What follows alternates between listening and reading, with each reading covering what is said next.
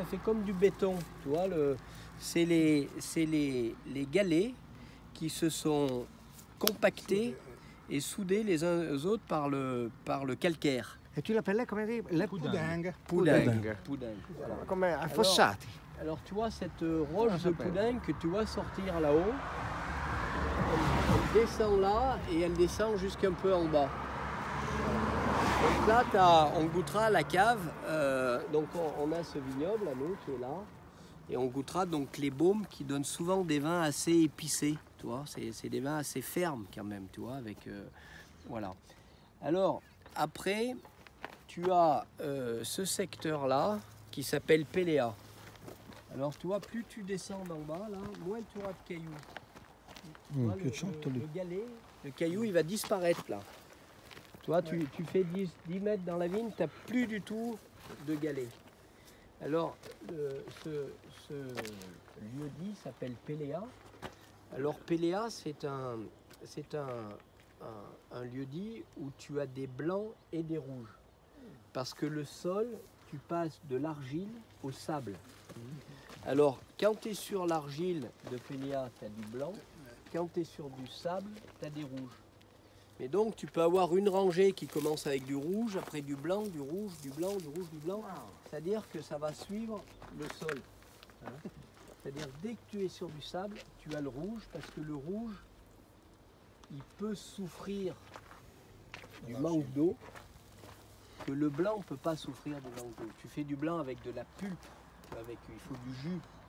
Donc sur les argiles, tu vas avoir un beau raisin joufflu, toi, avec du jus. Et sur le sable, tu peux avoir ce raisin rouge qui va se flétrir un petit peu, qui va donner des petits arômes, un petit peu de kirsch, un petit peu de cerise, un petit peu mûr, qui n'aura pas beaucoup de tanin, qui sera tout en souplesse.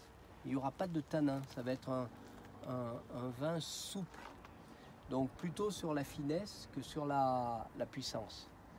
Alors les Péléas en rouge, ça va nous permettre des fois d'adoucir un petit peu les granites quand ils auront été trop durs, par exemple. C'est un vin de liaison. Voilà. Alors, et après en dessus, là tu vois, si vous voyez, le sol est beaucoup plus blanc. Ouais. Hein, il est beaucoup plus blanc parce qu'on va passer sur les calcaires des rocoules. Et donc là, on va voir les blancs. Hein. Et tu vois, la veine calcaire, c'est très marqué, hein, parce que tu vois, le sol est blanc. Oui. Et donc, du moment que le sol est très blanc, c'est qu'il y a plus de calcaire, et donc ça va être les grands terroirs pour les vins blancs. Voilà. Et après, on le voit en dessus, là-haut, on voit que le sol devient rouge, là-haut. Oui. Hein. Alors, ça reste pour des blancs, parce que c'est des argiles qui sont des argiles plus fortes, où le blanc va bien se comporter. C'est un lieu-dit qui s'appelle Maison Blanche. Okay. Voilà. Voilà. Et donc, l'Ermitage va continuer et va se terminer avec ces dernières collines là-bas. Hein. Voilà. Il y a une maison qu'on voit là qui est dans ce sens là. Oui. Voilà. Après la maison, c'est plus Ermitage. Et le coteau, là-bas, ça reste l'Ermitage. C'est un lieu-dit qui s'appelle Les Murets. C'est plutôt un lieu-dit pour les blancs que les rouges. C'est des argiles très fortes. Voilà. Donc c'est un des lieux-dits où on n'est pas propriétaire, hein, dans les Murets. Voilà. Donc nous on aura ici, donc on aura des baumes sur cette partie-là. On aura les roucoules sur cette partie-là que vous allez goûter à la cave. Et puis donc les Péléas, qui est en fait entre ce qu'on appelle un sabot chez nous, c'est pas le coteau comme ça, c'est juste comme ça. Donc c'est entre les deux routes. Voilà. Ah, d'accord. Et plus bas, là-bas, tout en bas, Oui. ça s'appelle les Dionnières. Voilà. Alors les Dionnières, c'est de l'Ermitage aussi.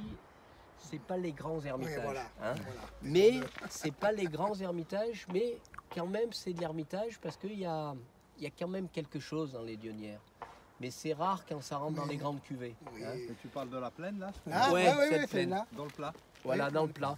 Alors, c'est un plat, si tu veux, mais qui n'est pas fertile, qui n'est pas trop fertile parce que c'est que du sable et du galet. Alors, ça reste... ça reste certaines années, des années par exemple cette année en 2018 par exemple qui est une année de sécheresse, tu vois, tu arrives sur les Dionnières à faire un vin qui peut-être peut avoir son rôle à jouer dans un assemblage. Peut-être. Mais les Dionnières, c'est pas les grands ermitages. À côté Voilà. du cimetière. Alors à côté du cimetière, c'est ce qui descend dans des baumes. Ah d'accord. Et toi, même si c'est en bas, c'est quand même très intéressant. Ah voilà. Voilà.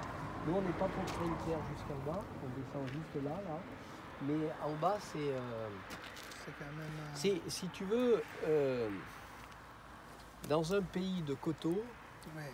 c'est pas parce que tu es pas en coteaux, des fois, que tu es pas dans les grands terroirs. D'accord, C'est ça toujours va, ça va. compliqué. Ouais. Ça a été le problème de Saint-Joseph qu'on a vu avant, car les caves coopératives ont donné des subventions aux gens pour planter en coteaux. Mais c'est pas parce que tu es en coteaux que tu es forcément un grand terroir. Et c'est pas forcément que c'est plat, que c'est pas un terroir intéressant. Ce qui compte, c'est ce qu'il y a dessous. Tu comprends? C'est après très compliqué. Et surtout, à Saint-Joseph, c'était l'erreur parce qu'il fallait mieux que les gens plantent de la vigne dans des bas de coteaux plus faciles à travailler que planter en coteaux, désherber chimique et jamais rien faire quelque chose de bon.